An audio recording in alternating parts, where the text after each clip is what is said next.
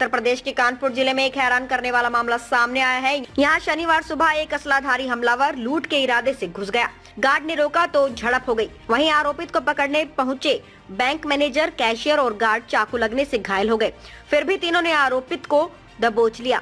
घायल मैनेजर और कैशियर को कानपुर रेफर किया गया है। बैंक मैनेजर वीरेंद्र ने बताया कि रोज की तरह सुबह बैंक खुली हुई थी। बैंक में उनके साथ कैशियर प्राणनाथ Shukla, associate Sapna Kumari, security guard Sunil Kumar मौजूद थे।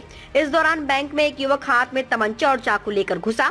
गार्ड ने तमंचा देखा तो उसे पकड़ लिया। इस दौरान आरोपित युवक हाथापाई करने लगा। ये देखकर बैंक मैनेजर वीरेंद्र और कैशियर प्राणनाथ शुक्ला लुटेरे को दबोचने पहुंचे। लुटेरे ने चाकू से बैंक मैनेजर और कैशियर पर हमला बोल दिया।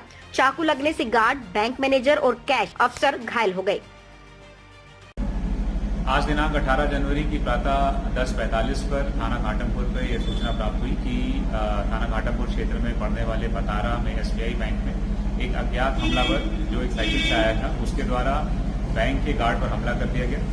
बैंक के गार्ड से जब उसकी गुत्थम गुत्था हो रही थी, उस समय बैंक के 2 अन्य कर्मचारियों के द्वारा उसकी मदद के लिए आया गया और अज्ञात हमलावर पर आत्मरक्षात्मक कुछ प्रहार किए गए।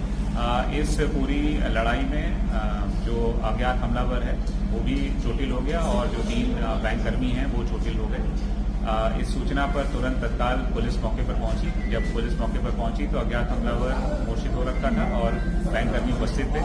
समस्त घायलों को तत्काल प्राथमिक सुरक्षा देने के लिए यहाँ से भेजा गया, CSC भेजा गया, जहाँ से जो अज्ञात हमलावर है उसको जिला चिकित्सालय के लिए भेज दिया गया है।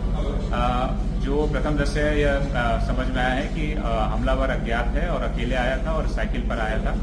उसके पास से एक 315 बोर का कट्टा बरामद हुआ है जो बहुत पुराना है, जिसमें कोई कारतूस नहीं है।